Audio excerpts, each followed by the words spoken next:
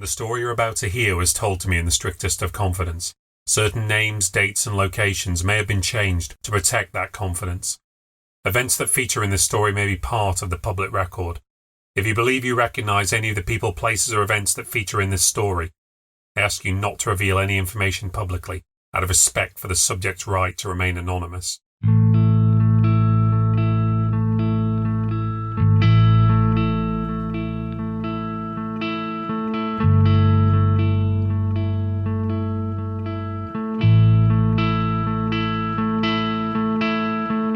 My name is David Paul Nixon, and you're listening to the new Ghost Stories podcast. I'm currently taking some holiday and getting ready for the launch of Season 3 next month.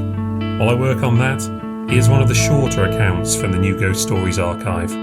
This is case number 291, and it's called Glass Eye, and I hope you enjoy it. Just so you know, the narrator for this story is female. He thought he was so funny. He had this job where he designed shop window displays for places like Selfridges and John Lewis. He used to work with these shop room dummies, and he'd take their arms and legs and hide them around the flat. The first time he did it, he put a hand in my knicker drawer. I just pulled it open and there it was amongst my pants. He laughed his arse off about that. And that was so incredibly funny, he decided he'd do it again. The next time he put an arm in the sleeve of one of my coats, so when I pulled it out the wardrobe it fell right out. Absolutely hilarious that was. I'd enjoyed it the first 2 times so much, he did it a third time. He put some legs under the bed, so when I go to try and find some shoes, I think there's like a dead body down there. I'm so frightened to bang my head. He didn't think it was so funny when I kneed him in his ballsack. I was seriously not impressed. I was already thinking about chucking him. If someone's really bugging you, you're probably not meant to be together. You'd think he'd stop after I tried to castrate him, but no, he didn't. He waited a bit though. It was a couple of weeks later, I was making tea for the both of us, and I go and open the cutlery drawer, and when I look down, I see this thing roll down across the knives. It's white and it stops and it looks right up at me. It's an eye. I screamed so loud the neighbours could hear me. Carlos came in with a big smile on his face. It was a glass eye. He'd found it in the props box at his work. Apparently it was genuine.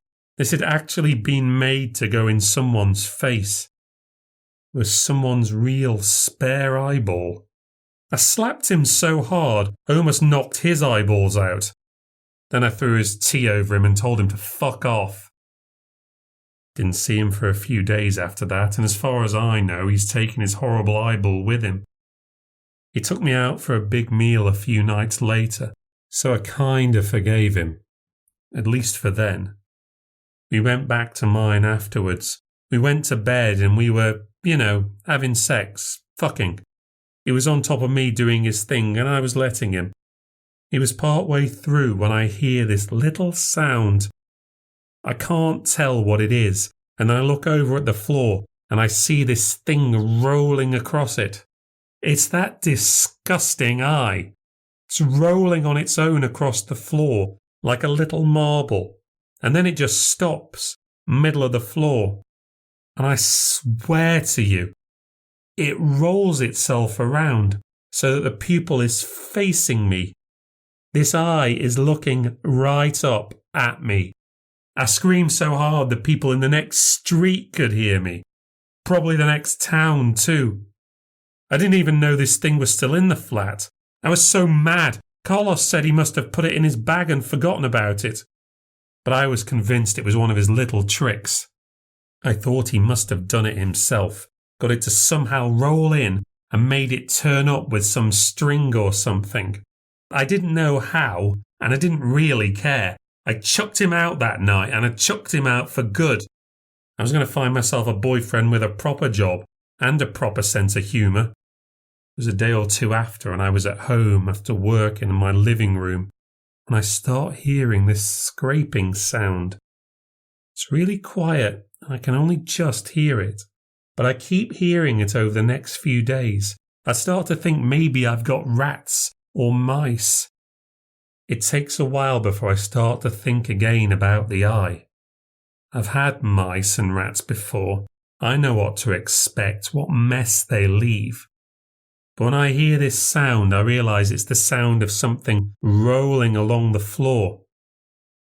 When I hear it, I keep looking for it under the furniture, around the bins behind the fridge. This one time I swear I see it dash across the floor. At first I thought, oh, it is mice after all. But later I think, hang on. Only magicians have white mice. You don't get white mice scavenging for crumbs in your cupboards. Try not to think about it. Can't possibly be the eye. Carlos isn't that clever. The eye only moved because Carlos made it, and he's not been back since, so he couldn't be moving it now. But maybe he hadn't taken it with him. I did chuck him out straight away. Maybe it was still in my house, with me. It was on the weekend after that. I've just got up and I'm pretty tired. I put on my dressing gown and I walk downstairs to the kitchen to make myself a drink. I go to the sink to rinse out a mug, and while I do it, I get this strange feeling that I'm being watched.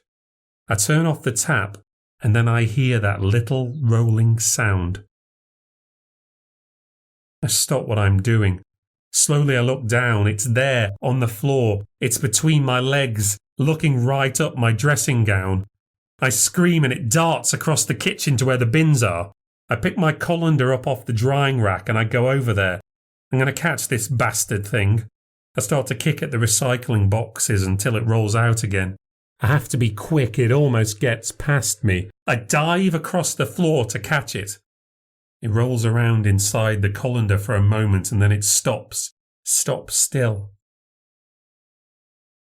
I don't know what to do with it. I definitely don't want to touch it. I slide the colander across the floor and grab a tea towel. I wait a moment, then lift it up and grab it with the towel, then throw it in the bin. But that's not enough. I have visions of it somehow rolling its way out the top, even though the bin has a lid. So I take out the bag and I chuck it in the big wheelie outside.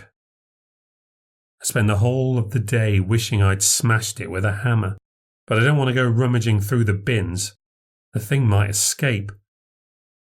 I couldn't get to sleep that night. The whole thing with the eye was messing with me. I kept looking across the floor to see if I was being watched. I got up after a while and went downstairs hunting for my handbag to take some paracetamol. While I was down there, I heard some rustling from the outside. At first I thought it must just be some foxes, but when I went to my window, I could see someone was standing out there going through my rubbish. I was pretty tired. I didn't really think about what I was doing. I just went out there in my bare feet and shouted at them, "Excuse me, what do you think you're doing?" It was this old man, really tall and dressed in a hat and a big, dirty grey Flashers Mac. He either wasn't surprised to see me or he didn't care. He didn't jump or anything. He just turned towards me and blinked his eyes at me. He blinked at me 3 or 4 times, and then he smiled at me. It was horrible. He had most of his teeth missing. It was a nasty, leery type of grin. I look at his eyes, and I have a really horrible thought. I stepped back slightly, and as I did, I noticed that I was standing on something, and part of it, a stringy bit of it, was trapped between my toes. I picked it up, and it took me a moment to realise what it was. It was an eye patch. He winks at me, tips his hat, and then he goes off down the road, whistling while he walks. Makes me sick to my stomach even thinking about it.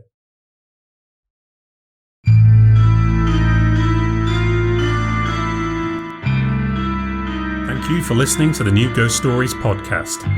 If you've enjoyed listening to the podcast, please consider becoming a patron by visiting patreon.com/newghoststories. You can also support the podcast by liking or leaving a review on any platform and subscribing to hear future releases. Today's story features in the book 14 New Ghost Stories, which is available from Amazon, Apple Books, and other book retailers. This podcast is written, presented, and produced by me, David Paul Nixon. If you'd like to read more from me, visit my Substack at davidpaulnixon.substack.com. You can find out more about New Ghost Stories at my website, newghoststories.com, and for all the latest updates, follow me on Twitter and Instagram at New Ghost Stories.